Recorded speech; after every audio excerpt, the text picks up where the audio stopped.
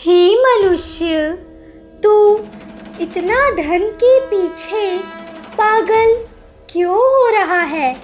क्या तू यह सोचता है कि धन से ही तुम्हारे जीवन में आनंद प्रवाहित होगा?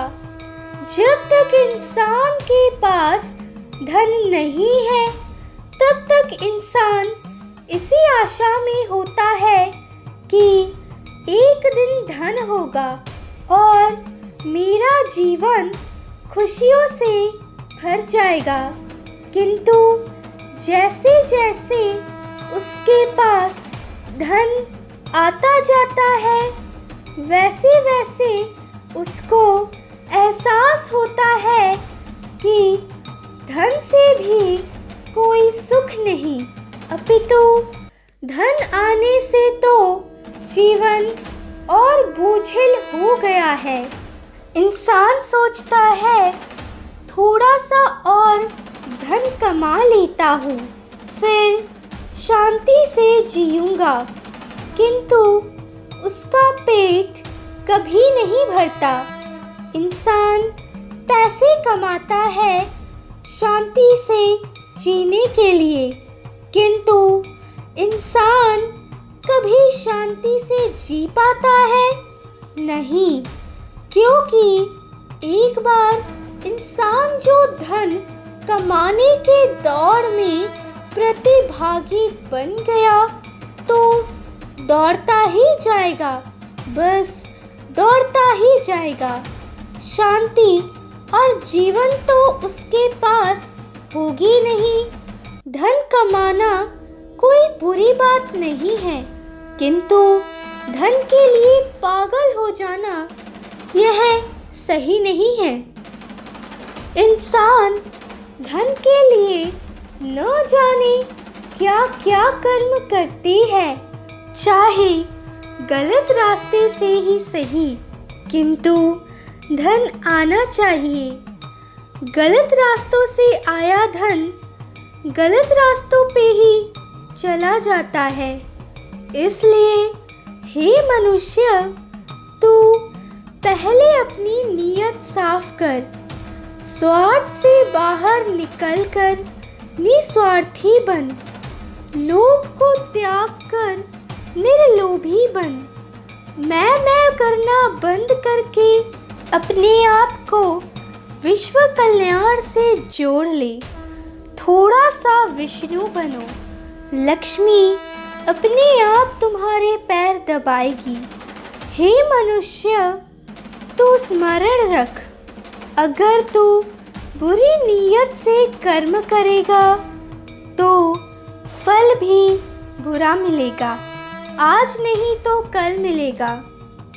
धन कमाना है, बिल्कुल कमाओ, किंतु धन के लिए अपने आदर्शों से समझौता नहीं करो। अपने ऊपर भरोसा रखो। दूसरों के धन को देखकर जलो मत, बस अपने को देखो, अपने को फैलाओ, अपने सोच को बदलो। सोचो तुम्हारे अंदर क्या कमी है जो तुम निर्धन हो। ईश्वर ने सभी प्राणियों को विशिष्ट अपने आप में अद्भुत बनाया है, बस ज़रूरत है अपनी प्रतिभा को पहचानने की। तो हे मनुष्य, तू पहचान अपने अंदर की परमात्मा के आभा को और उस आभा को अपने रोम रोम से बहने दे। जो बार बार गिरकर उठता है वही सच्चा पुरुष है। जो असफलताओं से हार मान जाता है वही असली अर्थों में निर्धन है।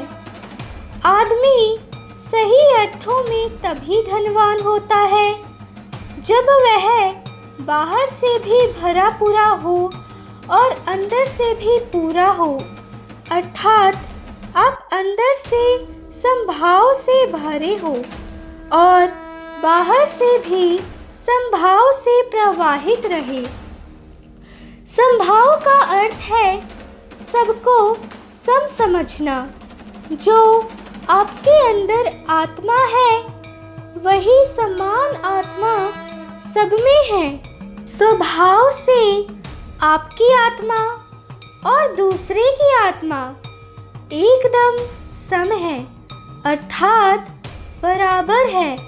इसलिए किसी को भी हीन ना समझे और न ही अपने से छोटा समझे। और अगर आप में समभाव आ गया तो आपके सब अभाव खत्म हो जाएंगे। इसलिए हे मनुष्य, धन का अर्जन करे, किंतु किसी का हक मार कर नहीं तो आपका सारा धन धरा का धरा रह जाएगा, आपके किसी काम नहीं आएगा। सेठ करोड़ीमल बहुत ही धनवान व्यक्ति थे। उनका मुख्य धंधा लोगों को ब्याज पर पैसे देने का था। वो तो ब्याज में ही लोगों की जमीन जायदाद तक खा जाते थे।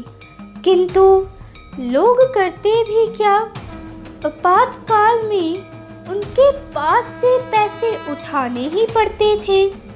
एक बार वह अपने चौखट पर कुर्सी डालकर बैठे ही थे कि सुखिया भागा आया।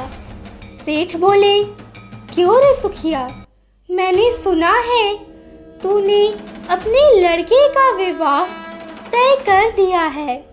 सुखिया बोला, हाँ मालिक, इसलिए मैं आपके पास मदद लेने आया हूँ।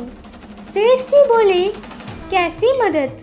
सुखिया बोला, मालिक, लड़के के शादी में थोड़ा 10,000 रुपया मिल जाता तो आपकी बड़ी मेहरबानी होगी।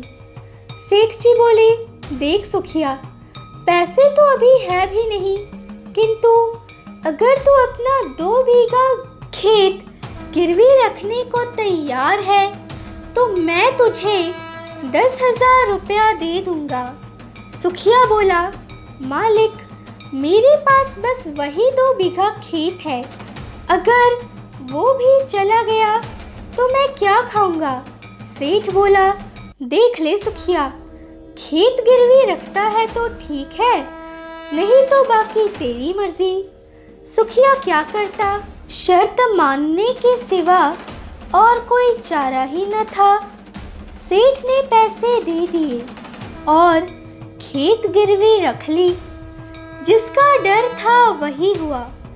सेठ ब्याज पे ब्याज खाता गया और अंत में जमीन के साथ साथ सुखिया का घर भी हड़प लिया। सुखिया बहू और बेटे को लेकर शहर चला गया और वहाँ ईंट के भट्टे पर काम करने लगा। इधर सेठ करोड़ीमल का लड़का अचानक ही किसी गंभीर बीमारी से मर गया। करोड़ीमल ने बहुत सारा पैसा फूंक दिया, किंतु अपने इकलौते बेटे को न बचा पाया। अब उसकी एकमात्र आशा उसके बहू के गर्भ में पल रहे बच्चे से थी।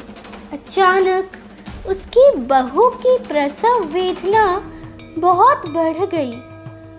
आनन फानन में सेठ करोड़ीमल बहू को शहर के अस्पताल में ले गए। डॉक्टरों ने बहुत प्रयास किया, किंतु वो बच्चे और माँ को नहीं बचा पाए। सेठ करोड़ीमल धड़ाम से जमीन पर गिर पड़े। एक पल में ही उनके सपनों का महल भरभरा कर गिर गया। कुछ देर बाद उन्होंने अपने को संभाला तो देखा कि दूर फर्श पर कोई जाना पहचाना व्यक्ति आंखें बंद करे बैठा है। सेठ ने गौर से देखा तो वह पहचान गए कि यह तो सुखिया है, जिसका मैं सब कुछ हड़प गया।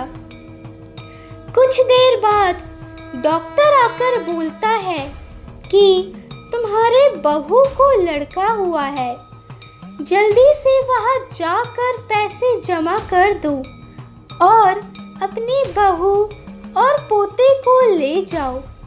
सेठ ने जाकर देखा तो सुखिया लोगों के पैर पे गिरकर पैसे देने में असमर्थता दर्शा रहा था। जितने भी डॉक्टर व अन्य कर्मी थे, उन्होंने थोड़े थोड़े पैसे मिलाकर उसके पैसे भर दिए। सुखिया उन सबको धन्यवाद देते हुए पैसे वापस करने का वादा कर रहा था। यह सब देखकर अचानक सेठ करोड़ीमल के हृदय से आवाज आई, देख, आज तेरे पास क्या बचा है, जिसके लिए तूने जोड़ तोड़ करके धन कमाया था? क्या तेरे एकत्रित धन उनके काम आया? नहीं ना। और देख, जिसको तूने भिखारी बना दिया था, वो भी आज तेरे सामने धनवान है और तू भिखारी से भी गया गुजरा हो चुका है। सेठ को अपनी गलती का एहसास हो गया।